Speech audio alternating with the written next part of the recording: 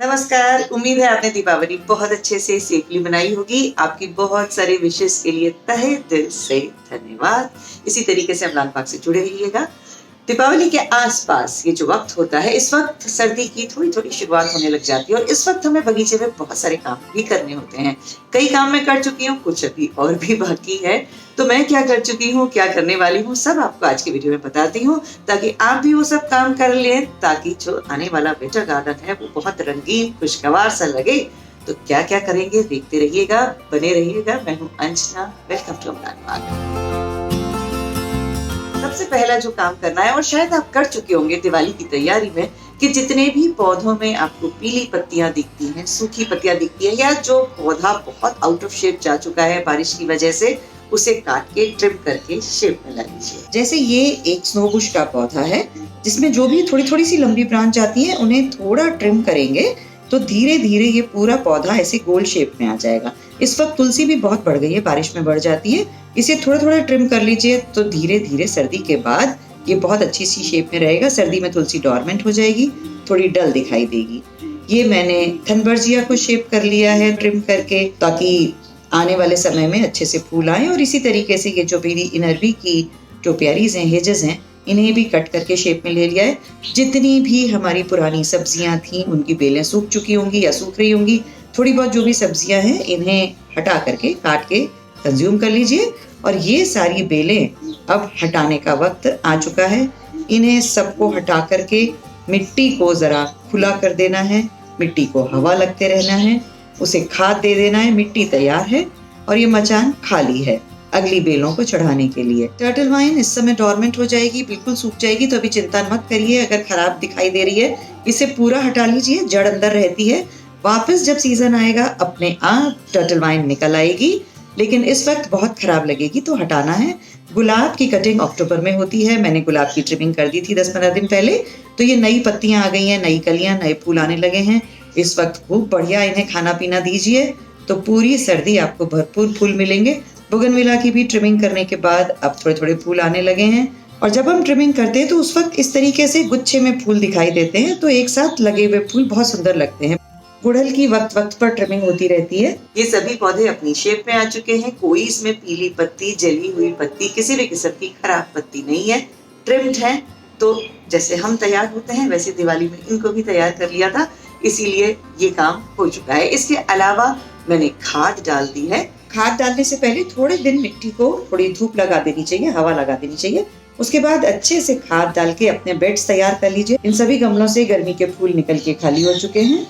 और घास में मिट्टी में खाद मिला करके छिड़क दी, और ये जो भी मिट्टी में दबी हुई घास दिखाई दे रही है, वक्त के साथ ये पूरी ऊपर आ जाएगी और मिट्टी नीचे चलती जाएगी। कोलियस अगर बहुत ज्यादा बढ़ रहा है तो इसकी कटिंग करके नए पौधे बना लीजिए। इसकी कटिंग्स को मिट्टी में लगाइए, तो सर्दी के लिए आपके पास बहुत अच्छे कोलियस तैयार हो जाएंगे। कोलियस पर मेरा एक पूरा वीडियो है, मैं डिस्क्रिप्शन में उसका लिंक दे दूंगी, देखिएगा। जो भी पौधे बहुत जड़ों से भरपूर हो रहे हैं, उन्हें रिपॉट करने का वक्त है। इन्हें रिपॉट कर लीजिए, ताकि नई मिट्टी मिलती जाएगी इन्हें। और जो नए पौधे खरीदे हैं, उन्हें भी अभी लगाने का वक्त है। अच्छी सी मिट्टी में उन्हें लगाइए। और साथ ही कड़ी पत्ते जैसा पौधा लगभग हर घर में होता है, लेकिन अक्सर बहुत कमजोर हालत में दिखाई देता है। अगर ऐसा कमजोर पौधा है तो थोड़ा सा उसे चॉप कर दीजिए ऊपर से। ऐसा करने से तने में ताकत आती है, तना स्ट्रॉन्ग होता है और आने वाले वक्त में ज्यादा पत्तियां आएंगी। हाँ, कुछ गमले हवा में इस वक्त टूट गए होते हैं, उन गमलों को भी रिपोर्ट करने का वक्त होता है। टूटे हुए गमलों को इमीडिएटली बदल दीजिए, अभी बिल्कुल सही वक्त है। आने वाला वक्त है गुलदाउदी की फ्लावरिंग का, तो इसको भरपूर लिक्विड मैन्योर देते रहिए, ताकि बहुत अच्छे फूल खिलें। ये मैं कुछ बीज ले आई हूँ, तो इन्हें मुझे अब लगाना है। तो ये है पालक, मेथी, इस बार कसूरी मेथी लाई हूँ, धनिया, और कुछ फूलों के बीज हैं। ये पेंजी, साल्विया, जुकीनी भी इस बार लाई हूँ, पहली बार ट्राई करूंगी। मूली, गाजर और चुकंदर। मूली के साथ ये जुकीनी के बीज मैंने पानी में भिगो दिए हैं, तो इनको थोड़ी देर भिगोने के बाद लगाएंगे। लेकिन ये कुछ हैं जो डायरेक्ट लगेंगे। धनिया, सारी पत्तेदार सब्जियां, गाजर, ये डायरेक्ट उसी जगह लगाई जाएंगी जहां लगानी है। और ये कुछ फूलों के बीज हैं जो मैं बाद में पौध तैयार करूंगी। यहाँ से जो मेरे तुरई की बेलें निकली थी, वहां पे अब मैं ये जुकीनी के बीज डाल देती हूँ। और इसी के आगे वाला जो एरिया है, इसमें मैं मूली डाल दूंगी। यहाँ सुबह की धूप अच्छे से आती है, दोपहर तक धूप रहती है, मूली में करीब 3-4 इंच का गैप रखूंगी हर बीज में, ताकि मूली को अच्छे से बढ़ने की जगह मिले।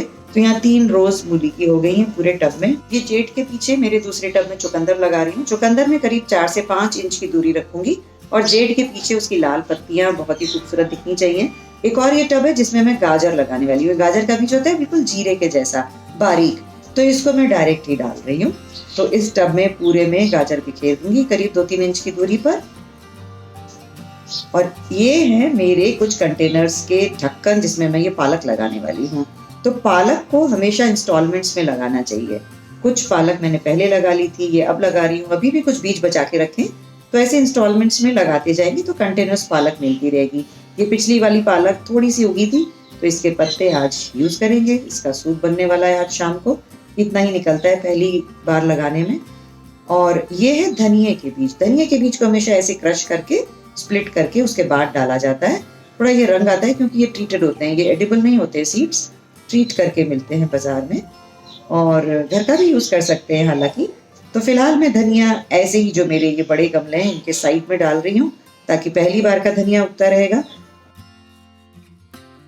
तो ये कुछ काम मैं कर चुकी हूँ, लेकिन एक काम अभी भी बाकी है। कुछ फूलों के बीज लगाने का मुझे वक्त नहीं मिला था, वो अभी लगाने हैं। अगर आप लगा चुके हैं तो बहुत अच्छा है, नहीं लगा चुके हैं तो अभी भी वक्त है, लगा लीजिएगा। क्योंकि हर चीज का एक वक्त होता है। गार्डनिंग में अगर हमने सही समय पर सही काम किया तो पौधे बहुत अच्छे से चलते हैं, और वही काम हमने गलत समय पे कर दिया तो नुकसान हो सकता है फायदे की बजाय। तो जरूरी है कि सही काम हम सही वक्त पे करें। और अगर आपको ऐसा कोई नॉलेज नहीं है, कोई ऐसा एक्सपीरियंस नहीं है, तो मेरे कुछ कोर्सेज हैं, स्पेशली बेसिक गार्डनिंग का कोर्स है।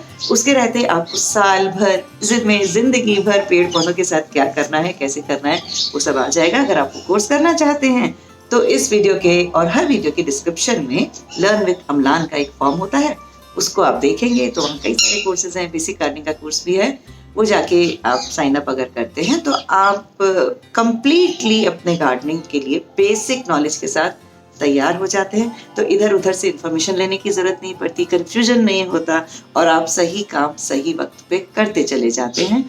तो गार्डन को अच्छा बनाइए, सीखिए। सीखने की कोई उम्र नहीं है, हर उम्र में सीखते रहते हैं। मैं अभी तक, मेरे बहुत सारे टीचर्स हैं, बहुत सारे फ्रेंड्स हैं, हम एक दूसरे को गाइड करते हैं, सीखते हैं और ऐसे ही आगे बढ़ते रहते हैं। क्योंकि कुदरत को कोई नहीं समझ सकता है ना। कुदरत हमारे साथ बहुत खेल खेलती है, मौसम बदलते हैं, उस वक्त हमें भी बदलना पड़ता है, पौधों को बदलना पड़ता है। तो वो सब के साथ वक्त के साथ चलते रहने के लिए हमेशा नॉलेज गेन करते रहिए, सीखते रहिए, आगे बढ़ते रहिए। इसी सब मंगल कामना के साथ एक बार फिर से नमस्कार।